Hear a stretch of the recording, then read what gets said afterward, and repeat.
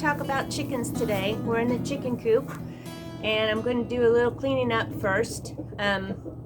In the winter time we use kind of a deep bedding method. Just kind of put new straw over the old straw and it just gets nice and thick, and in the springtime we'll clean the whole coop out and that'll make good mulch and things for the compost. One of the first thing I'm going to do is just clean up all this poop. I'm just going to use one of our old like drywall tools to scrape it all off. I'll get it all scraped off. Not this time of year, but in the springtime, a good thing to do after you get these all scraped off is to coat them lightly with vegetable oil. In the spring and the summer, your chickens can get mites that can get underneath what are kind of like the scales on the shanks on their legs. And if you ever see those scales on their legs kind of lifting up, that means there's mites and lice underneath. So if you coat their roosts with vegetable oil, and you can even coat their shanks with a little bit of vegetable oil, that'll help keep those mites and lice down. So what I'm going to do first is just take my scraper and scrape away poop.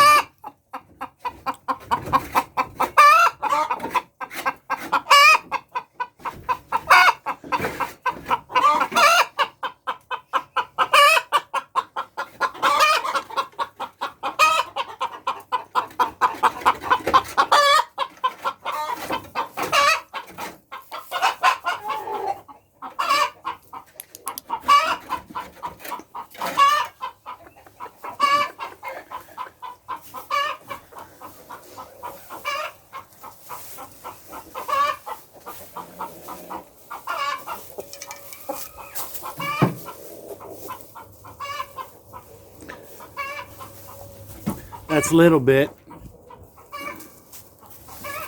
She turned out to be a he. We thought this little chicken, we got her as a chick with the meat birds. And like Joe said, she's not a she, she's a he. Turns out a little bit is a rooster. Or actually he's what we call a cockerel. Any male chicken under 12 months is a cockerel. Any female chicken under 12 months is a pullet, and then they become hens. So I've got that all scraped off. What I'm going to do is just take some diatomaceous earth. This also helps keep the bedding healthier. Just sprinkle it around. It helps keep the creepy crawlies, the critters out. You can see when they're on roost at night, they poop a lot. Chickens are able to eat a lot of food at one time, and then they go and sit and digest it. So when they get on their roost at night, they're doing a lot of digesting, particularly if you give them a nice, good treat at dusk. They like that, and then they get their craws full and they can sit and digest it. And in this time of year, it helps keep them warm as they're digesting.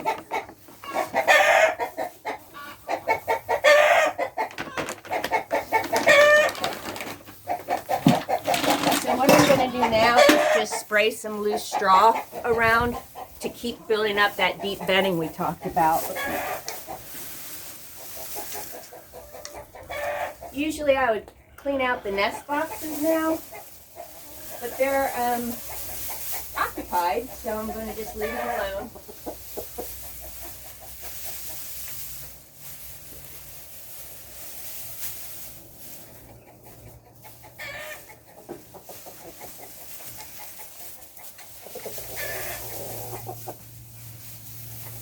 So we were talking about a little bit being a cockerel, and of course Amos is our rooster. Roosters are funny. They protect their flock. They also, in protecting their flock, they make lots of different noises to help protect their flock. They will spy danger even from the sky if a hawk's going over, and they make a particular noise, and it sends all the hens running for cover. Also, if you have a cockerel or a rooster and he feels threatened by you at all, you might see him kind of go sideways and act like he's looking at the ground and come at you sideways. He's pretending to look at the ground. He's actually watching you. That's where the old saying, cockeyed, looking at me cockeyed, came from, because they are pretending to look at the ground, but they're watching you. If you see one coming at you sideways like that, don't let him get you. So I've built up the straw a little bit. Over here is their feeding station. What we keep for our chickens for at will all day long is a 16% layer pellet.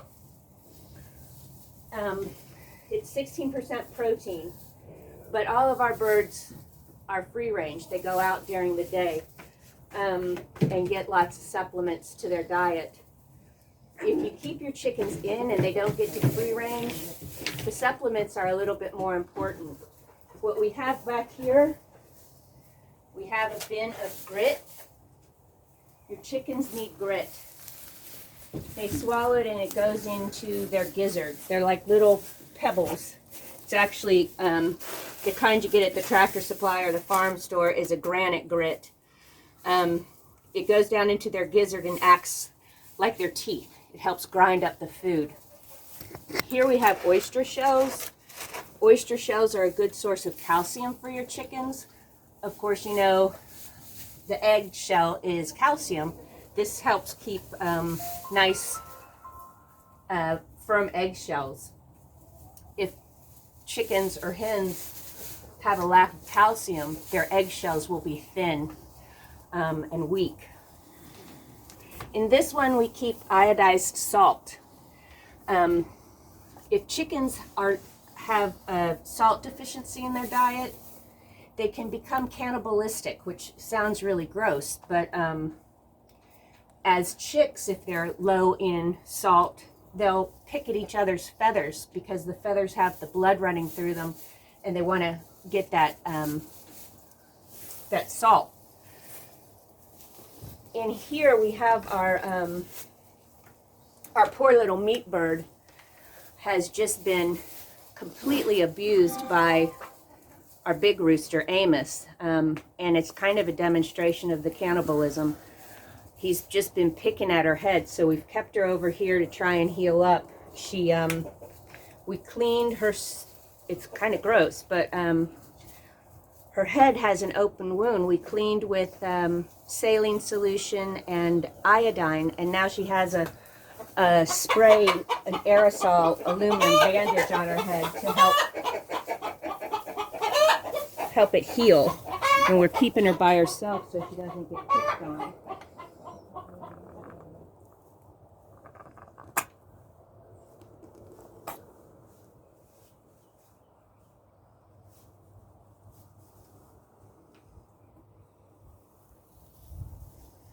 Poor bird's just not feeling so good.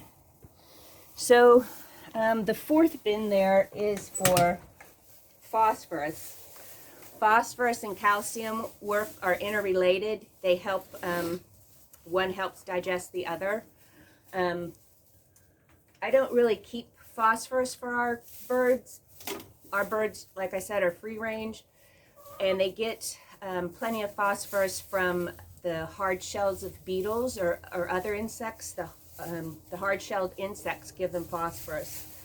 But you can get at the farm store defluoridated rock phosphate, and that's a good supplement for them. Also, another supplement is flaxseed. I don't give it to our hens because our hens are outside. We all know that eating eggs is a good source of omega-3 fatty acids. The flaxseed helps increase the omega-3 fatty acids in their eggs if they're not free range. So if you're keeping your chickens in a coop, you might want to give them some flaxseed. One thing we don't give our chickens very much is scratch. They love scratch, but scratch is kind of like candy bars to them. It has no protein, no vitamins, no minerals. It's just pure energy. Our birds do get mealworms, beetle larvae, black oil sunflower seeds, and cracked corn. That helps with the protein, and it's also a good treat for them. They love it. So there's a couple schools of thought on the scratch. Some people swear by it, and some people say it's not necessary. We don't use it. Today is Saturday. I will take the waterer and scrub it out and fill it up. That's another thing about the salt. If you keep salt out for your chickens, you got to be sure there's always plenty of water, even in the freezing weather.